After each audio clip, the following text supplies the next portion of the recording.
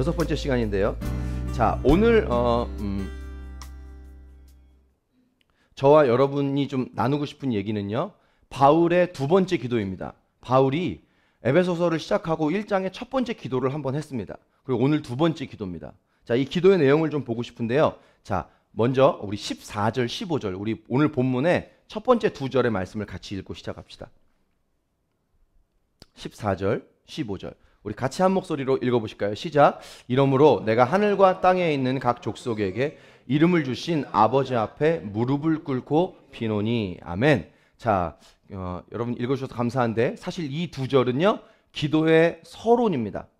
중요하지 않다는 건 아니고요, 기도의 서론에 좀 불과하다고 말하고 싶고요, 이 두 절은 제가 마지막에 꼭 연결하겠습니다. 잊지 않고요. 자, 이 바울의 기도가요, 되게 복잡하고 양이 많습니다. 자, 그래서 다 볼 수는 없고 오늘 이 기도의 두 가지 핵심만 보고 마치려고 합니다. 자, 첫 번째 기도의 핵심은요, 여러분이 14절, 15절 읽어주셨는데 그 다음 절 16절에 있다고 생각해요. 16절의 말씀을 우리 한 번 더 같이 읽겠습니다. 16절, 자, 시작. 그의 영광의 풍성함을 그의 성령으로 말미암아 너희 속사람을 능력으로 강건하게 하시오. 자, 질문. 여러분, 이 16절의 기도의 핵심이 무슨 내용인지 빨리 찾아보세요. 제가 다 얘기해 주면 재미없잖아요. 16절에 기도의 핵심이 있어요. 여러 가지 미사 억구가 많은데 핵심이 뭘까요? 예.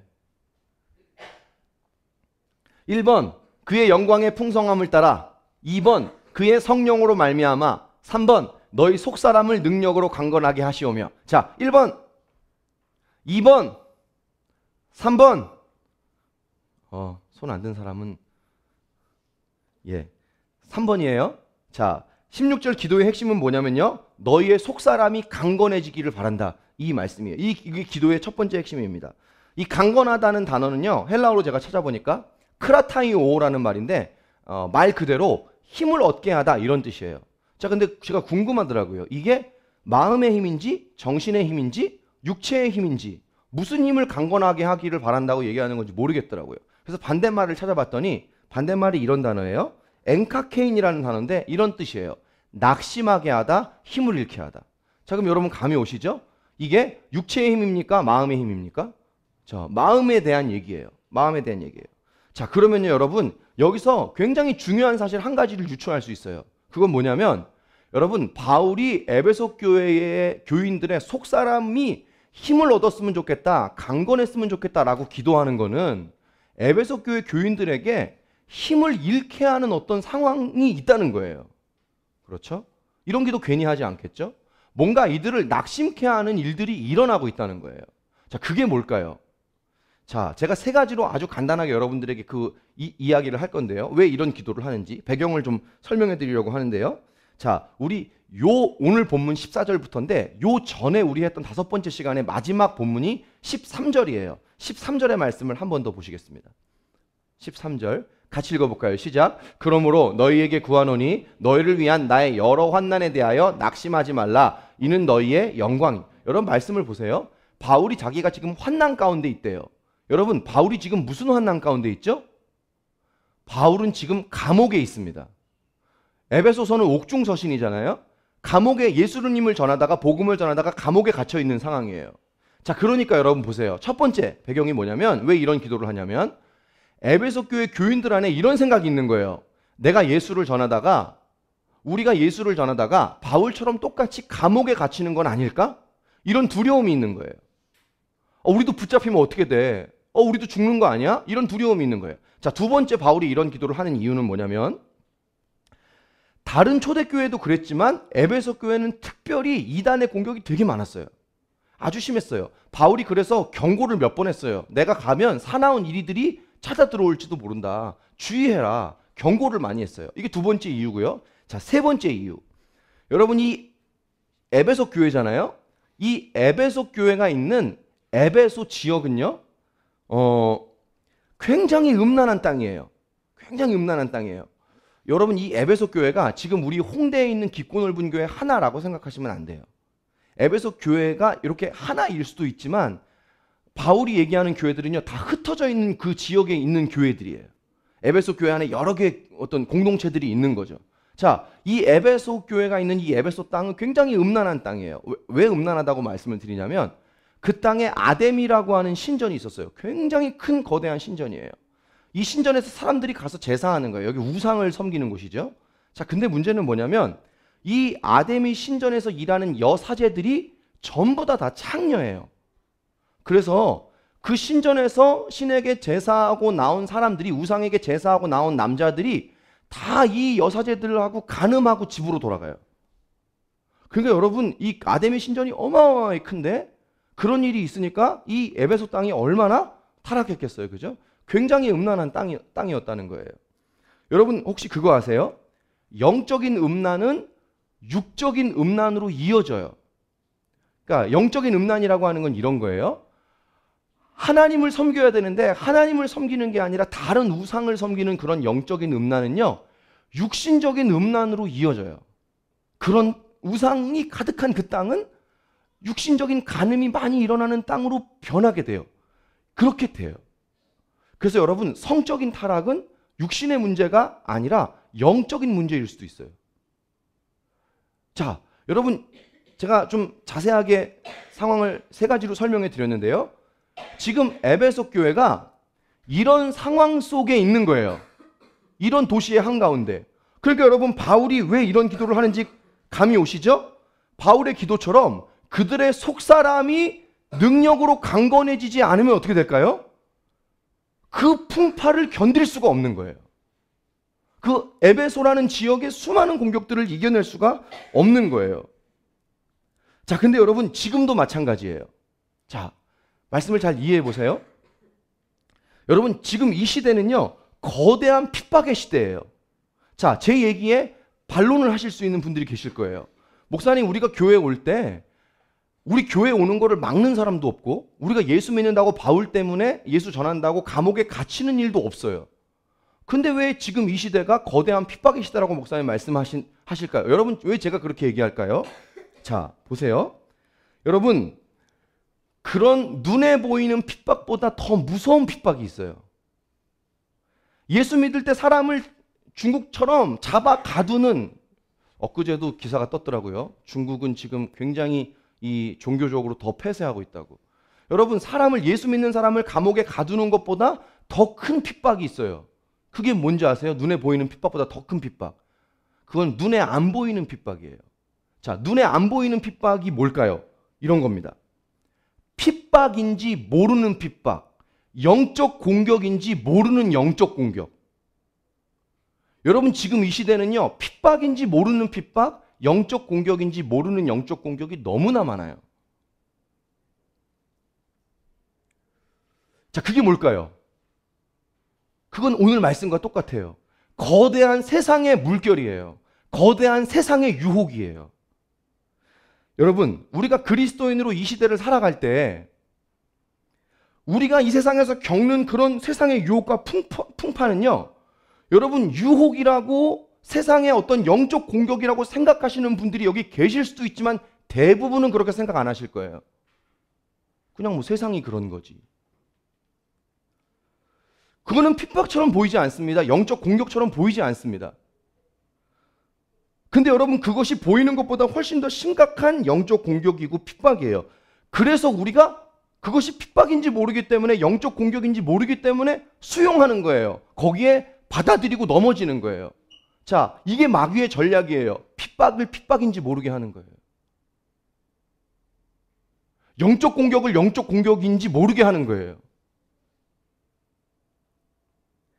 여러분, 우리가 살고 있는 이 시대가 에베소 교회가 위치해 있던 아데미 신전이 있던 에베소보다 나을 게 있을까요? 이 홍대가 에베소보다 괜찮을까요? 더했으면 더했지 덜하지는 않을 거예요.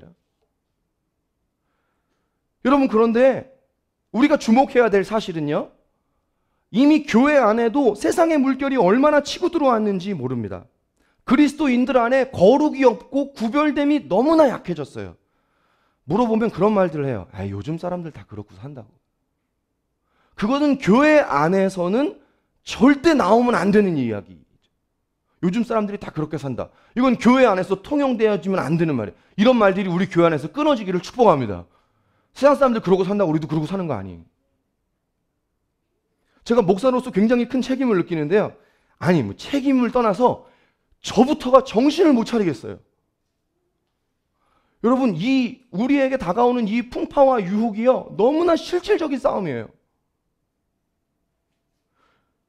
성령님이 그야말로 제 속사람을 능력으로 강건하게 해주시지 않으면 저 무너집니다. 여러분, 목사 무너지면 교회 끝나요. 저를 위해서 정말 기도해 주세요. 여러분, 저를 위해 기도해 주세요. 대장이 지면 끝나는 거예요. 본의 아니게 제가 대장이 됐어요. 능력이 없는데. 여러분, 이 시대는 그런 시대예요.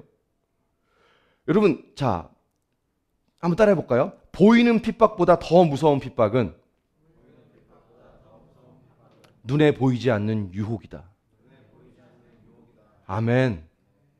이거 새기십시다. 눈에 보이는 핍박보다 더 무서운 핍박은 눈에 보이지 않는 유혹이다. 유혹이다. 여러분, 우리가 거룩과 구별됨으로 온전히 서 있을 수 있기를 축복합니다. 자, 근데 여러분, 하나 여러분들에게 도전하고 선물을 드리고 싶어요. 여러분, 축복해요. 그리스도인의 거룩은 우리의 무기인 줄 믿습니다.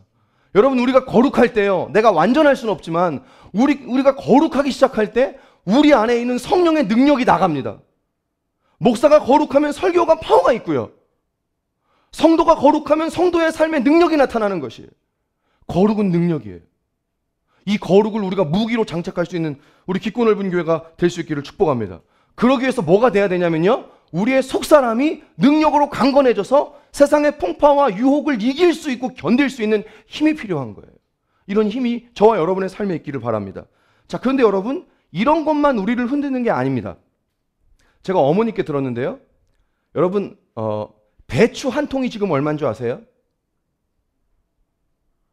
이런 반응 나올 줄 알았어. 배추 한 통의 값을 궁금해할 여러분이 아니죠. 그죠?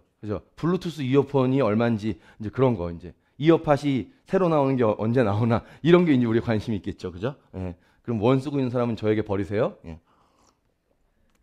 자, 저 어머니가 그러는데요, 배추가 한 통에 9,800원이래요. 이런 반응 나올 줄 알았어. 배추 값을 모르니까. 제가요, 신기해서 진짜 홈플러스 온라인 사이트에 들어가서 봤는데요, 한 통에 6,000원인데 크기가 작은 거예요. 크기가 크면 그 정도 가격이 나가는 거예요. 그러니까 여러분, 김치가 아니고요, 금치예요. 제가 교회에서 먹겠다고 어머니한테 김치를 달라고 그러면 어머니가 제가 달라고 하기 전에 먼저 갖다 주세요. 근데 제가 요번에 수련회 때 우리 간사님 얘기하셔가지고 우리 가서 여러분 그 밥 먹을 때 구워 먹었던 김치 그걸 좀 달라고 그랬는데 저희 어머니가 주시는데요, 손을 떠세요. 손 떨리죠, 그죠? 제가 어제 이런 얘기를 해도 되는지 모르겠는데, 제가 어제 너무 아름다운 얘기를 들어서 꼭 소개하고 싶은데요, 당사자가 있어서 죄송하지만 제가 예찬이하고 연정이 얘기를 들었는데요, 학원에 선생님들 밥을, 도시락을 매일 싸준대요. 아니, 수강료 주는데. 손 벌벌 떨렸죠. 저게 그리스도인의 모습이에요. 그렇게 하면 절대 5대5 계산이 안 나오거든요. 하나님이 이 가정에 축복해 주시기를 바랍니다. 아멘. 설교를 더 어떻게 될지 모르겠다. 여러분, 물가가 얼마나 비싼지 몰라요. 여러분, 저와 여러분이 날마다 고민하는 게 재정이죠. 저도 일주일의 기도 속에 제일 눈물로 기도하는 것 중에 하나가 재정이에요. 어느 날은 그런 생각이 들어요. 재정 때문에 웃고 재정 때문에 울어요. 화가 나요. 내가 하나님 때문에 웃고 하나님 때문에 울고 싶은데 왜 나는 재정 때문에 웃고 재정 때문에 울지? 화가 나요. 이번 주에 우리 성도에게, 청년에게 하나 전화를 했는데 몰랐어요. 형편 때문에 너무 쩔쩔매고 있는 거예요. 잘하고 있거니 했는데 너무 어려운 거예요. 제가 나중에 알았는데 너무너무 미안하더라고요. 제가 몇 개월 전에 재정이 좀 필요해서요, 아주 큰 재정은 아니었지만 재정이 조금 필요해서 이거를 여기 써야 되겠다 이제 계산을 하고 있는데 갑자기 누구를 도와줄 일이 생겼어요. 도와줄 일이. 그러니까요, 제 머릿속에서 이런 생각이 들어요. 하나님, 제가 이 사람 돈 도와줄 건데요, 그러니까 이번 달은 하나님 앞에 드리는 거 좀 퉁치면 어떨까요? 이런 갈등이 와요, 목사가. 11조는 보통 구제로 많이들 하니까, 어려운 사람에게도 주기도 하니까, 하나님 제가 이 사람에게 주면 제가 여러분, 이런 일들이 우리 삶의 현실이에요. 자, 근데 들어보세요. 제가 이 말씀을 묵상하고 있다가 어느 목사님 설교를 들었는데요, 그 목사님이 그런 얘기를 하시더라고요. 자, 바울이요, 이런 에베소 교회의 현실과 외부적인 상황을 위해 기도한 게 아니고 에베소 교회 교인들의 내면을 위해 기도했다는 거예요. 그들의 속사람이 능력으로 강건하게 해달라고요. 여러분, 이게 무슨 얘기일까요? 보세요. 여러분, 제가 여기서 눈이 번쩍 띄었는데요, 여러분, 우리에게 이런 현실이 있단 말이에요. 자, 그런데 우리의 현실과 상황을 위해 기도하는 거 너무나 중요하고 필요하다는 거예요. 그런데 더 중요한 본질이 있다는 거예요. 그건 뭐냐? 우리의 내면을 위한 기도라는 겁니다. 우리의 내면이 강해지는 거예요. 우리의 속사람이 이런 세상의 풍파와 유혹과 보이지 않는 핍박과 유혹에 흔들리지 않고, 아니 흔들릴 수밖에 없지만 견딜 수 있는 내면의 강함을 달라고 기도하는 것이 본질이라는 거예요. 왜 그럴까요? 왜 그럴까요? 여러분, 상황은 언제나 좋을 수만은 없다는 거예요. 좋을 수도 있고 안 좋을 수도 있는 거예요. 상황이 어떠하든지 그 상황 안에서 견딜 수 있는 내면의 속사람, 그것이 본질인 줄 믿습니다. 그래서 여러분, 하나님은 우리가 기도할 때 우리의 환경도 바꿔주시는 하나님이시지만, 하나님이 사실 우리에게 더 주길 원하시는 선물이 뭐냐면 저와 여러분의 속사람이 강해지는 거예요. 아멘. 저와 여러분이 강해질 수 있기를 축복합니다. 우리 너무 약해요. 제가 저를 보니까요, 그런 생각이 들었어요, 요번에. 아니, 한두 번 겪는 일도 아닌데 왜 이렇게 올 때마다 흔들리지? 매달 그날, 매달 오는 날, 너무나 많이 왔던 그날, 이제는 내가 안 흔들리고 믿음 좀 가질 수 있을 것 같은데 왜 그날만 되면 심장이 쫄깃쫄깃하고 아파요? 여러분, 제가 아직 뭐가 약한 거예요? 예, 재정도 현실도 어렵지만 뭐가 약한 거예요? 제 속사람이 약한 거예요. 그러니까 자꾸 요동하는 거예요.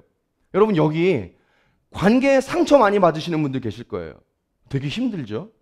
어떤 사람 때문에 스트레스 받아요. 되게 미워요. 쳐다보기도 싫어요. 말 섞기도 싫은 사람들이 있어요. 되게 어려운 거예요. 근데 여러분, 그거 아세요? 상처는 내가 받는 거예요. 그 사람이 나에게 준 것도 있지만 내가 받는 거예요. 제가 옛날에 오늘교회 있을 때 하영조 목사님 설교에 그런 얘기를 하셨어요. 제가 너무 기억이 나요.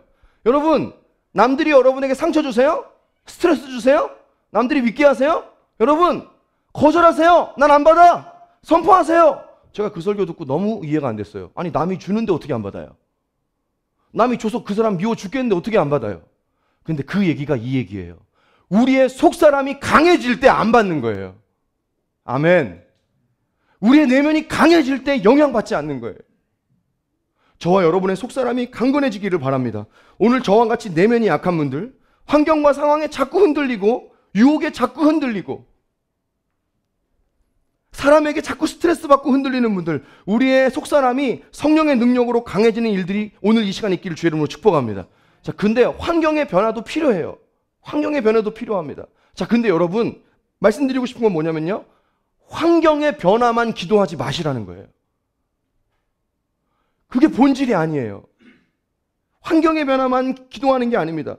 그러면 하나님이 우리의 기도에 신실하게 응답해 주셔서 환경을 바꿔주실 수는 있지만 나의 내면이 강해지지 않으면 계속 똑같은 거예요. 똑같이 흔들리는 거예요. 본질은 환경이 아니라 우리의 내면이라는 거예요. 여러분, 제가 수련회 두 번째 날 밤에 설교했던 거 기억하세요? 여러분, 성령님이 우리에게 뭘 주세요? 뭘 주세요? 살아갈 힘을 주세요. 아멘. 성령님이 우리에게 버틸 힘을 주세요. 아멘. 성령님이 우리에게 사랑할 힘을 주세요. 아멘. 그래서 바울이 기도하는 거예요. 성령이 능력으로 너에게 임하셔서 너희 속사람이 강건해지게 되기를 바란다. 여러분, 오늘 우리에게 이 힘이 필요한 거예요. 이 힘이 없는 거예요. 결국 수련회 설교 똑같은 거예요. 이 힘이 없는 거예요.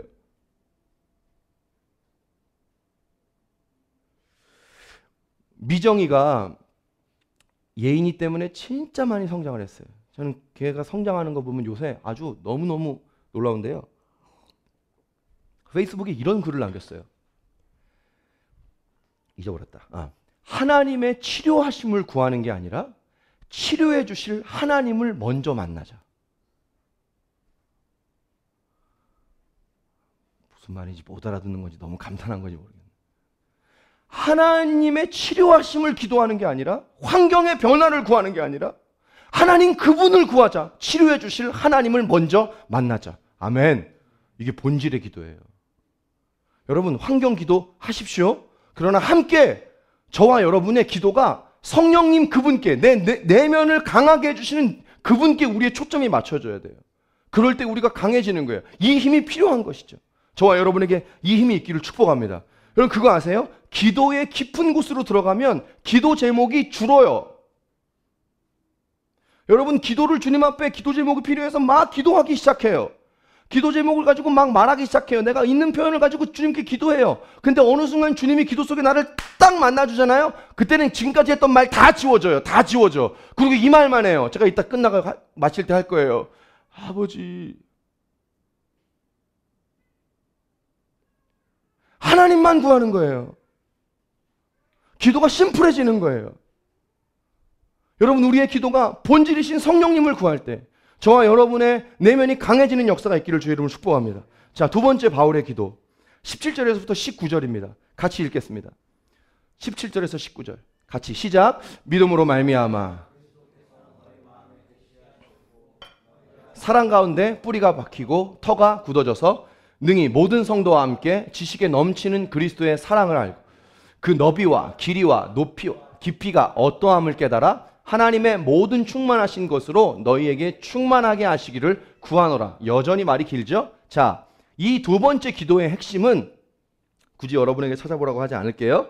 자, 18절을 한번 다시 보여주시죠. 18절이 이 두 번째 기도의 핵심인데 미사 억구는 다 떼고 이런 말이에요. 능히 모든 성도와 함께. 자, 여기부터예요.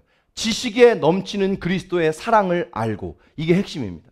이게 핵심이에요. 자, 여기서 지식이라는 말이 무슨 말인지 먼저 이해해야 합니다. 여러분, 이 지식이라는 말은 인간의 지식을 의미합니다. 인간의 지식을 넘치는 그리스도의 사랑을 알기를 바란다. 이런 기도예요. 자, 여러분, 바울이 왜 이런 기도를 하는지 제가 배경을 아주 짤막하게 설명해 드릴게요. 제가 궁금해서 주석을 좀 찾아봤더니 이런 얘기를 하더라고요. 당시 이 에베소 교회의 지역에 이단이 되게 많았는데 그 이단 중에서 제일 센 이단이 누구냐면요. 영지주의라고 하는 이단이 있어요. 자, 영지주의의 내용을 오늘 다 얘기하기는 너무 양이 많고, 영지주의가 얘기했던 게 뭐냐면 이런 거예요. 하나님을 지식으로 다 알 수 있다고 말했대요. 여러분, 동의하세요? 동의하지 않으세요? 말도 안 되는 거죠? 하나님을 어떻게 지식으로 다 압니까? 하나님은요, 선포합니다. 지식으로만 아는 게 아니라 지식으로 알 수 있지만 하나님은요, 인격적으로 경험해서 만나서 아는 하나님이세요. 아멘? 하나님은 만나야 알아요. 너 하나님 만나봤더니 느낌이 어때? 하나님 만나봐야 아는 거죠. 그렇죠? 하나님 어떤 분이야? 하나님 만나봐야 아는 거예요. 자, 바울이요, 이걸 얘기하는 거예요. 지식에 넘치는 그리스도의 사랑을 알아. 이 말은요, 에베소 교회 너희 교회 교인들이 인격적으로 하나님을 한 사람 한 사람 다 만났으면 좋겠다. 이런 얘기예요. 하나님을 만나게 되기를 바란다. 이런 얘기. 자, 그리고 또 하나의 의미가 있어요. 이게 무슨 얘기인지. 자, 그 하나님의 지식에 넘치는 그 뛰어난 하나님의 사랑을 인격적으로 만나는데 그 사랑이 어떤 사랑이냐면 인간의 지식을 뛰어넘는 과학과 상식과 현실을 뛰어넘는 하나님의 능력을 너희가 만났으면 좋겠다. 아멘. 이 두 가지 얘기를 하는 거예요. 이런 놀라운 경험을 너희가 인격적으로 좀 해봤으면 좋겠다. 남의 얘기로 듣는 게 아니라. 바울이 진짜 좋은 기도를 하고 있는 거예요. 여러분, 믿음은요, 현실을 뛰어넘는 힘인 줄 믿습니다. 불가능을 가능하게 하는 힘인 줄 믿습니다. 여러분, 이 잘 이해하셔야 돼요. 바울이 아까는 환경보다는 내 내면을 위해 기도하라고 했는데 이번에는 정반대로 내 내면에 기도하지만 우리의 환경 속에 하나님의 능력이 나타나서 인간의 지식과 상식과 과학을 뛰어넘는 그런 일들이 너희 삶에 일어났으면 좋겠다. 이 양균형이 맞는 기도를 하고 있는 거예요. 여러분, 하나님은요, 죽은 자도 살리실 수 있는 하나님이세요. 믿으십니까? 전능하신 분이세요. 아멘? 너무 그쪽으로 가서 이상한 세계에 빠져들면 안 되지만 저는 분명히 믿어요. 신앙이란 인간의 지식을 뛰어넘는 일이잖아요. 그렇죠? 우리 힘으로 안 된다는 걸 가능하게 하는 힘이잖아요. 그게 신앙이고 그게 믿음인 거죠. 그렇죠? 여러분, 로마서 큐티가 시작됐는데요. 로마서에 바울이 이렇게 말하잖아요. 복음은 하나님의 능력이다. 아멘. 모든 믿는 자에게 구원을 주시는 하나님의 능력이다. 여러분, 제가 금요일에 큐티 예배 때 이렇게 얘기했어요. 바울이 복음은 하나님을 향한 지식이다. 이렇게 얘기 안 했어요. 복음은 능력이다. 여러분, 능력이란 말이 무슨 말인지 아세요? 능력이란 말은 실체예요. 진짜 파워가 있을 때 능력이 있다고 얘기하는 거예요. 저 사람 말만 저렇게 하지 허풍이야. 능력 없는 것이죠. 그러나 바울이 능력이 있다고 말했다면 하나님의 복음의 능력은 실체가 있는 실제라는 거예요. 이걸 바울이 에베소 교회 교인들이 경험했으면 좋겠다고 말하는 겁니다. 자, 그런데 여러분, 아브라함이요, 그 복음을 믿었다고 로마서에 말해요. 제가 로마서 조금만 얘기해 드릴게요. 아브라함이요, 그 하나님을 믿었대요. 근데 하나님이 이렇게 말씀하세요. 아브라함이 하나님을 믿음에 하나님이 그의 믿음을 의로 여기시고, 뭘 믿었는 줄 아세요? 이걸 믿은 거예요. 자기가 100세 가까운 나이가 되고 자기 아내 사라는 생리가 끊겼음에도 불구하고 아이를 주시겠다고 하는 하나님의, 인간의 지식과 상식과 과학을 뛰어넘는 하나님의 말씀을 믿음에, 할렐루야, 전능하신 하나님을 믿었다. 하나님이 그것을 그에게 의로 여기셨다. 아멘. 이게 신앙이에요. 자, 그러면 저와 여러분에게 한번 대입해 봅시다. 여러분, 우리는 이 하나님을 정말 믿습니까? 우리는 이 하나님의 능력을 정말 믿습니까?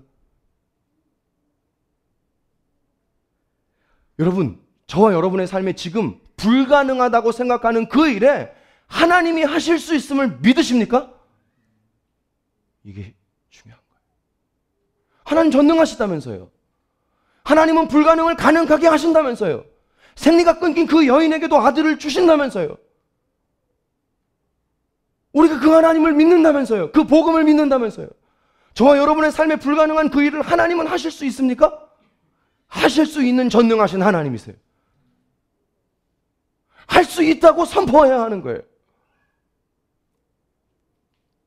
여러분, 그런 면에서요, 이 시대 신앙은 우리 청년 여러분이 우리가 하나님의 눈으로 이 시대를 볼 수 있기를 바라는데요, 그런 면에서 이 시대의 신앙은 위기예요. 어떤 면에서는. 왜냐면요, 신앙이 지식에 그쳐요. 지식에 넘치질 않아요. 뭐냐? 어려서부터 너무 많이 교회 다니고 많이 들어서 알아요. 하나님에 대해서 너무 많이 잘 알아요, 지식으로.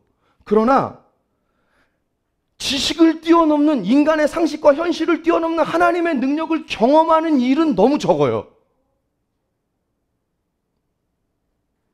하나님을 머리로 아는 것은 너무 잘 알아요. 그런데 너 하나님의 능력을 언제 경험한 적이 있었니? 물어보면 너무나 먼 과거예요. 여러분, 그렇기 때문에 현실의 문제 앞에 두려울 수밖에 없는 거예요. 그렇기 때문에 우리가 염려할 수밖에 없는 거예요. 그래서 여러분, 신앙은 과거가 아니라 현재 내가 하나님을 얼마나 경험하고 있느냐예요. 현재예요. 옛날에 우리 집에 금송아지 있었다. 떡두꺼비 같은 금 엄청난 거 있었다. 소용없어요. 지금 우리 집에 있어야 되는 거예요. 신앙은 과거가 아니라 옛날에 내가 만났던, 기억도 나지 않던 그 하나님이 아니라 오늘 내가 내 삶의 현장에서 느끼고 경험하고 친밀하게 함께하는 그 하나님. 이것이 신앙인 줄 믿습니다. 여러분, 우리 삶에요, 저와 여러분의 삶에 정말 하나님의 능력을 경험할 수 있었으면 좋겠습니다. 그게 저와 여러분의 삶에 진짜 간증이 됐으면 좋겠습니다. 제가 금요 예배 끝나고 우리 교회 성도에게 그랬어요. 너 그 일 예수님의 흔적이 될 거야.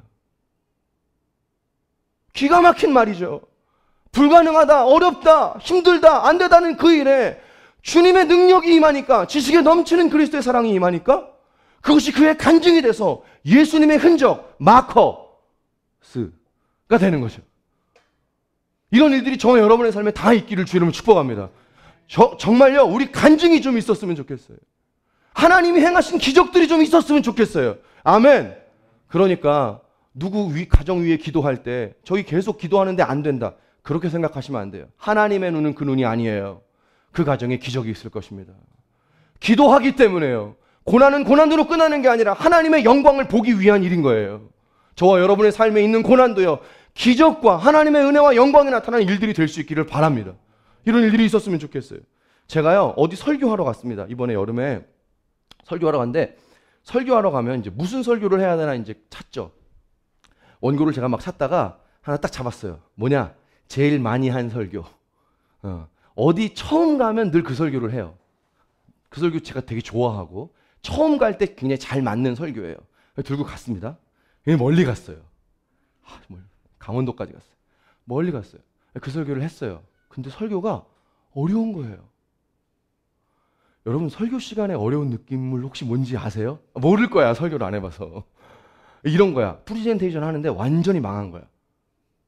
IFC 모르겠어요. 프리젠테이션 막 본부장 탁 데려다 놓고 하는데 완전히 절었어, 내가. 그런 느낌?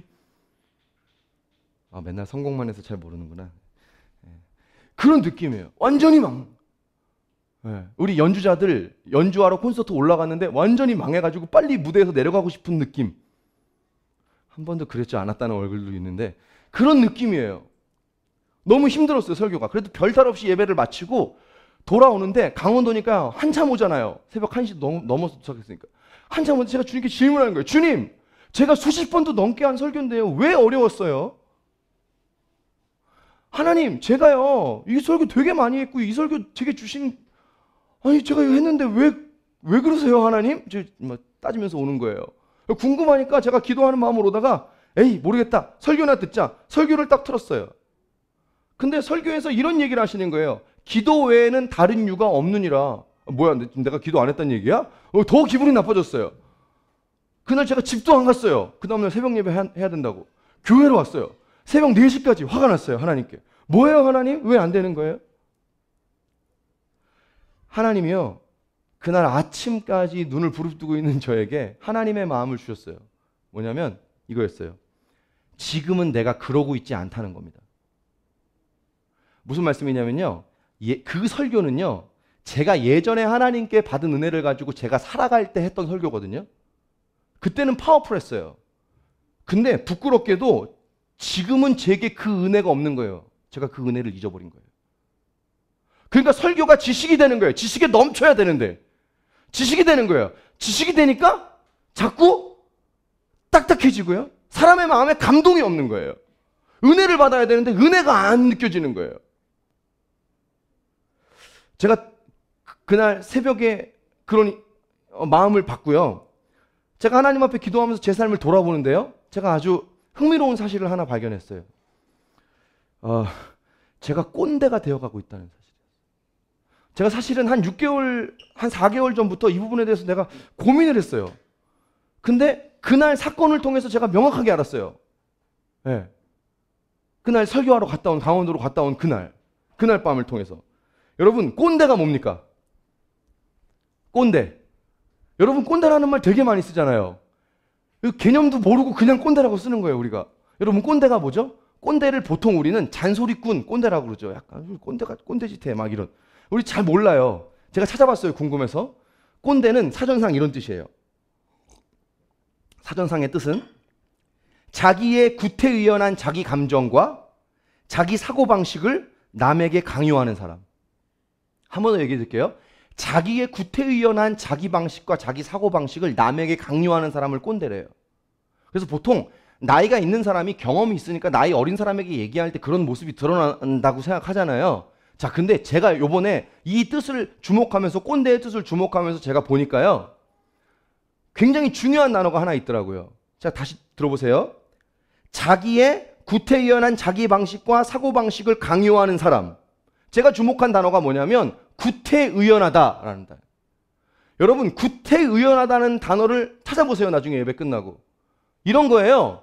옛 경험이라는 거예요, 옛 경험. 다시 말하면 이런 거죠. 그 경험이 현재까지 그 사람에게 있는 게 아니고요, 그거는 자기가 잠깐 옛날에 했던 경험이라는 거예요. 근데 그 자기가 옛날에 했던 그 경험을 지금 자기가 하고 있지도 못하면서 남에게 그걸 강요하고 있는 거예요. 이걸 꼰대라고 하는 거예요.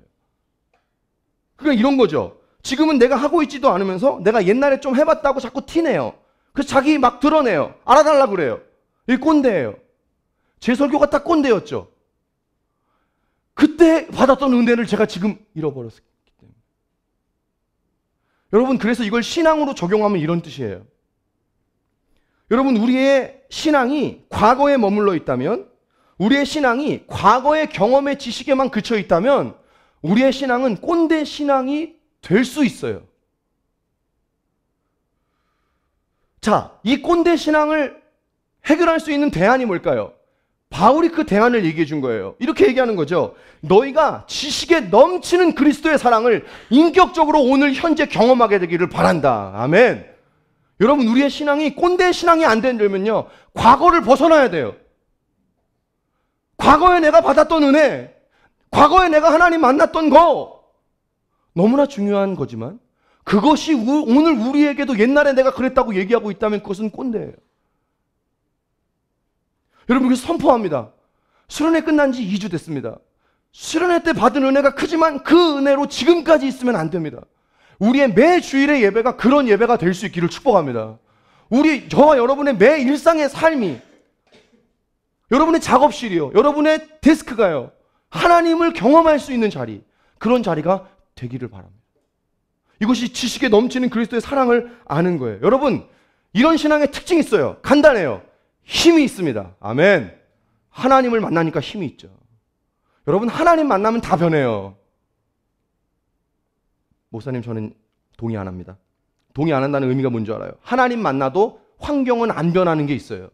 근데 하나님 만나도 다 변한다고 하는 말은 무슨 말이냐면, 하나님을 만나면 환경을 보는 내 눈이 달라지기 시작하는 거예요. 느낌이 달라지기 시작하는 거예요. 받아들이는 나의 방식이 달라지기 시작하는 거예요. 여러분, 우리가 하나님을 만날 수 있기를 바랍니다.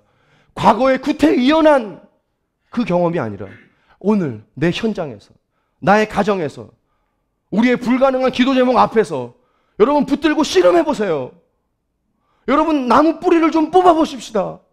여러분, 하나님께 매달려 보십시다. 그때 하나님이 우리에게 이런 지식에 넘치는, 인간의 지식과 능력을 뛰어넘는 이런 간증을 주시는지 안 주시는지 해보십시다. 하나님이 그걸 우리에게 부어주기를 원하시는 거예요. 제가 하나님 앞에 얼마나 회개했는지 몰라요. 하나님, 제가 은혜를 잃어버렸어요. 과거의 은혜로 만족하지 않게 해주세요. 현재의 내게 그런 은혜가 있게 되기를 바라요. 여러분, 하나님은요, 오늘 말씀을 통해 우리에게 이것을 말씀하세요. 이런 능력과 사랑, 인간의 지식을 뛰어넘는 사랑, 현실의 풍파와 유혹도 견뎌내는 이 놀라운 하나님의 능력, 기적도 베푸시는 불가능을 가능하게 하시는 하나님. 로마서에 이런 말이 있죠? 없는 것을 있는 것으로 만드시는 분. 와, 아멘. 없는 것도 있는 것으로 만드세요. 하나님이세요. 이런 하나님, 우리 삶에 하나님의 그 능력을 경험하게 해주기를 원하십니다. 로마서 5장 5절의 말씀을 같이 보겠습니다. 같이 읽어볼까요? 시작. 소망이 하나님의 사랑이 우리 마음에 부음받음이니. 여러분, 하나님의 사랑이 우리 마음에 부어지는 것, 지식에 넘치는 그리스도의 사랑을 부어지는 것, 성령의 능력임에 속사람이 강건해지는 것, 이 말씀처럼 되게 되기를 축복합니다. 자, 그런데요, 마지막 얘기예요. 이렇게 되려면 뭐가 필요하다는 거예요, 바울이. 이게 뭘까요? 기도예요. 바울이 지금 기도하고 있는 거예요. 자신의 기도를 통해 에베소 교회 안에 그런 일들이 일어나기를 바란다고 이야기하는 거예요. 기도예요.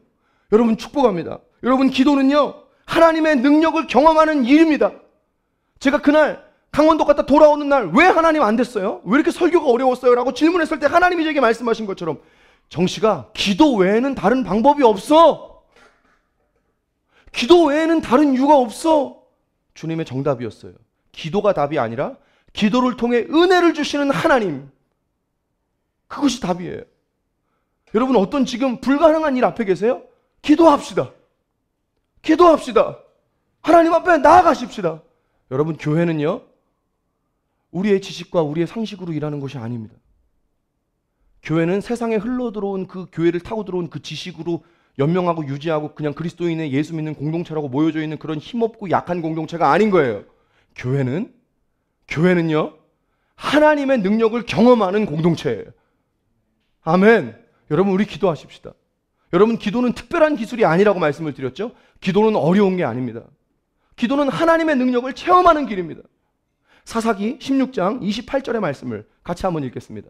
사사기 16장 28절 같이 읽겠습니다. 시작. 삼손이 여호와께 부르짖어 이르되 여호와여 구하옵나니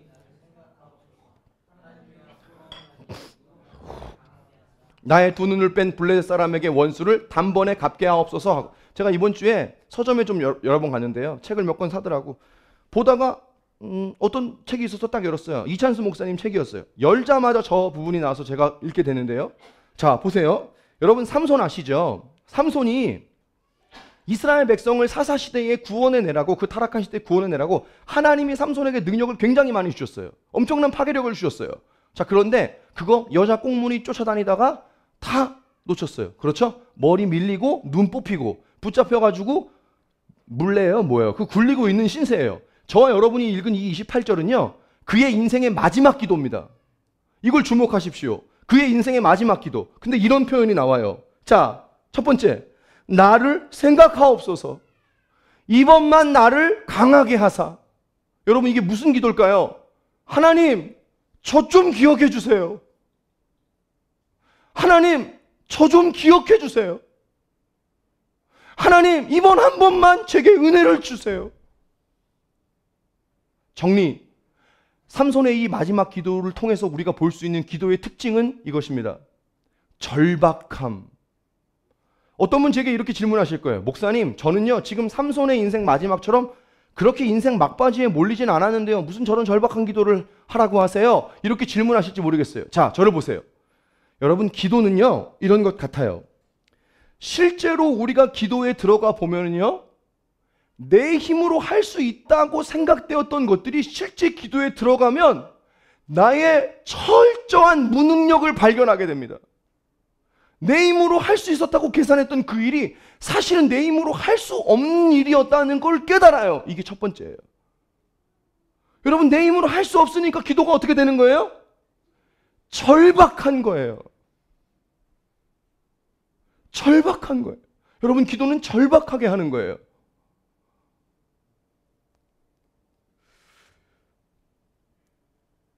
근데 이것이 단순히 기도할 때만의 느낌이 아니라 이것이 저와 여러분의 삶의 본질이에요.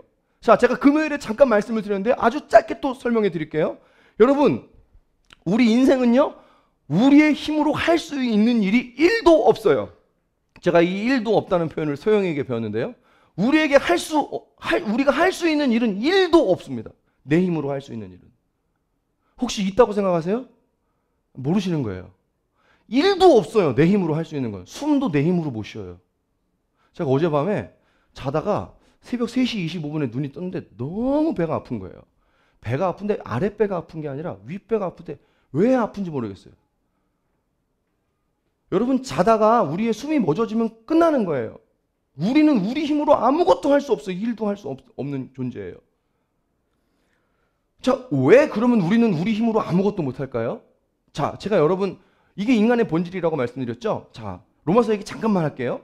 로마서의 바울이 왜 인간에게 복음이 필요한지를 설명해요. 근데 이유는 간단해요. 죄 때문이에요. 근데 그 죄를 뭐라고 설명하냐면 이렇게 설명해요. 보세요. 하나님의 자리에 하나님을 놓지 않고 그 자리에 다른 우상, 돈, 인간의 능력, 사람, 뭐 이런 걸 갖다 놓고 그거를 의지하는 것, 그거를 그 자리에 갖다 놓는 것, 이게 죄의 본질이래요. 자, 여러분, 하나님을 하나님의 자리에 놓는다는 게 무슨 의미일까요? 하나님을 하나님의 자리에 놓는다는 게 무슨 의미일까요?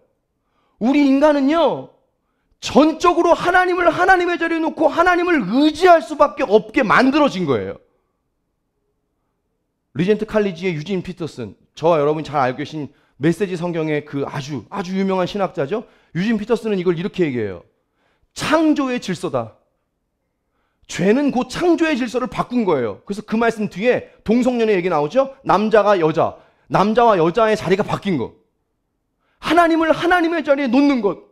하나님을 하나님의 자리에 놓고 우리는 끊임없이 하나님을 의지하도록, 의존하도록 지어진 존재인 줄 믿습니다.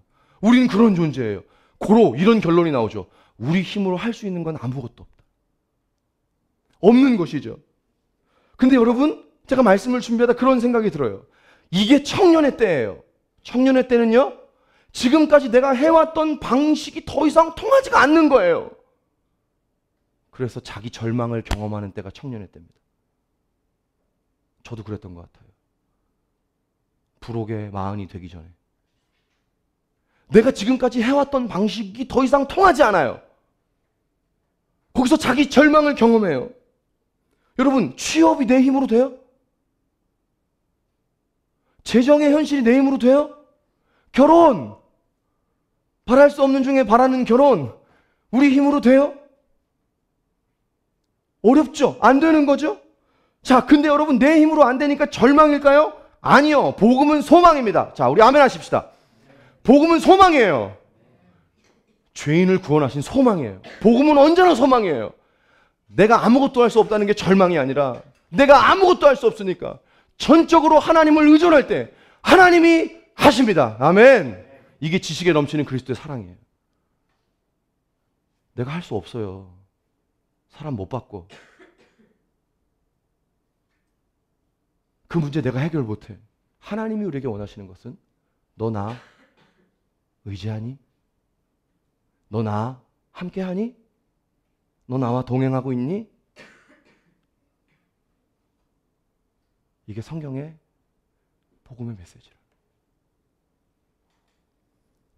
그러니까 기도는요, 제가 아까 말씀드렸죠?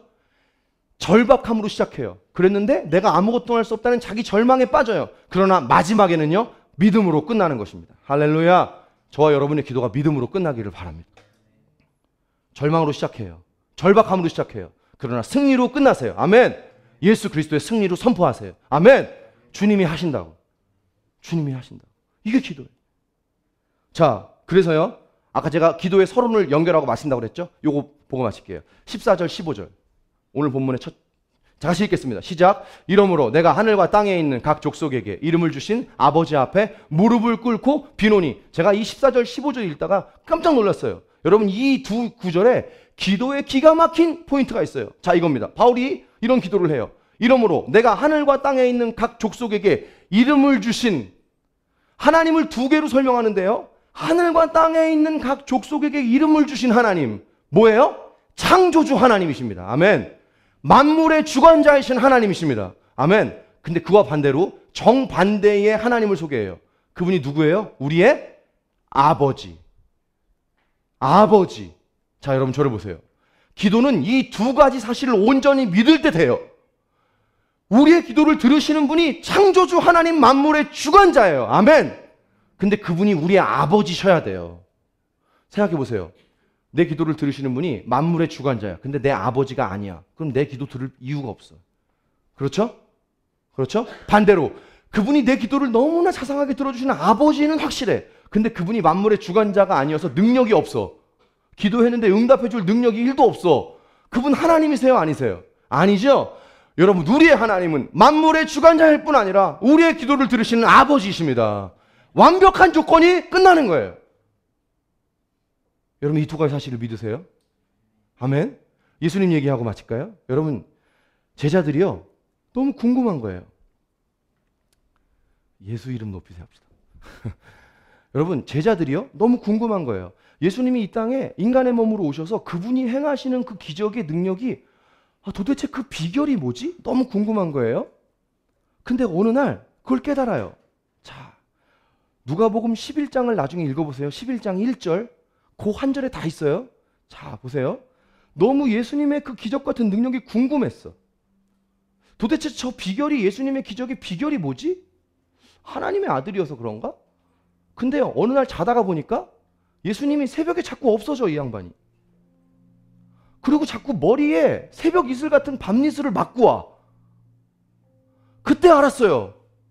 이분이 하나님의 아들이지만 육신으로 와서 이 땅에서 자기의 하나님 아버지를, 우리가 하나님이라고 말하는 그분을 전적으로 새벽마다 의지하고 있구나, 이걸 깨달은 거예요. 여러분, 그래서요, 제자들이 예수님께 이렇게 질문해요. 예수님, 우리에게도 기도를 가르쳐 주옵소서. 이 말씀 들어보셨죠? 그래서 예수님이 가르쳐 주신 기도가 뭐예요? 주기도문이죠. 아멘. 주기도문의 처음엔 이렇게 얘기합니다. 하늘에 계신 우리 아버지여. 그분은 하늘에 계세요. 만물의 주관자세요. 근데 그분은 우리의 아버지세요. 바울의 기도와 똑같습니다. 바울의 기도와 똑같아요. 그분은 우리 아빠예요. 아빠. 내 아버지. 여러분, 예한이가요, 요새 제일 많이 하는 말이, 로운이도 그러겠지만, 엄마, 아빠, 이거 많이 해요. 빠가 발음이 좀 어려운 거 봐요. 아빠, 엄마. 근데 여러분, 그 엄마, 아빠라는 말에 얘의 모든 말이 다 있어요. 배고플 때도 엄마, 아빠.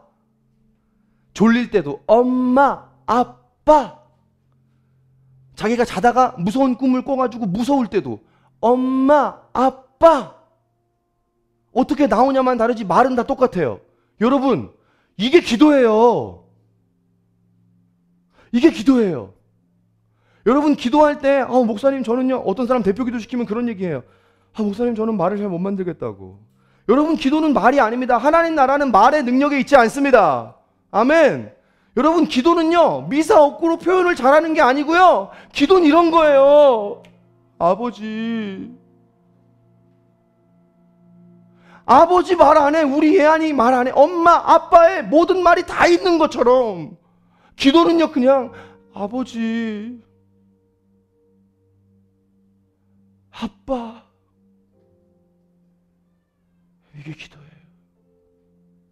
여러분, 그 말 안에 저와 여러분의 모든 심정이 다 녹아져 있는 것이죠.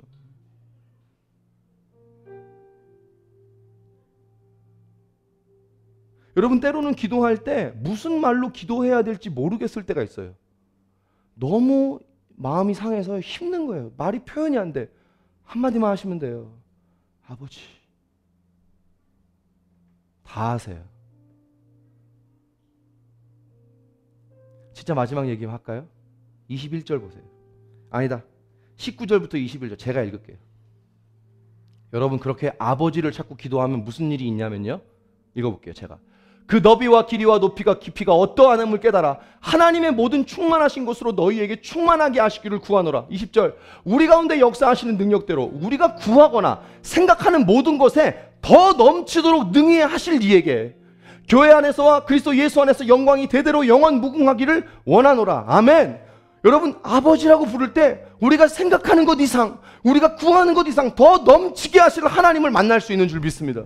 아버지 부르세요. 근데 마지막 21절 이 얘기만 하고 기도하죠. 바울이요, 이런 능력이, 이런 엄청난 게 교회 안에서와 그리스도 예수 안에 영광이 대대로 영원 무궁하기를 원한다. 이런 말로 끝내요. 여러분, 이건 미사어구가 아닙니다. 이런 말입니다. 교회 안에 이런 일이 일어났으면 좋겠다. 어디? 너희 에베소 교회 안에. 아멘. 동일하게 말씀하세요. 너희 깊고 넓은 교회 안에 지식에 넘치는 그리스도의 사랑, 현실과 상식과 과학과 인간의 이성으로는 생각할 수 없는 하나님의 지식에 넘치는 그리스도의 능력. 아멘. 불가능을 가능하게 하신 하나님의 능력, 모든 믿는 자에게 구원을 주신 하나님의 능력, 세상 풍파와 유혹에도 흔들리지 않은 너희 속사람을 강건하게 해주시는 성령의 능력, 사랑할 수 있는 능력, 깊고 넓은 교회 안에 부어주기를 원한다. 아멘. 근데 그러기 위해서 뭘 해야 될까요? 기도가 필요한 거예요. 여러분, 기도하십시오. 여러분의 기도가 깊고 넓은 교회의 기도입니다. 여러분의 기도가 깊고 넓은 교회의 은혜예요. 아멘. 우리 깊고 넓은 교회 안에 이 기도의 은혜가 풀어질 수 있기를 주의 이름으로 축복합니다. 우리 같이 기도하겠습니다.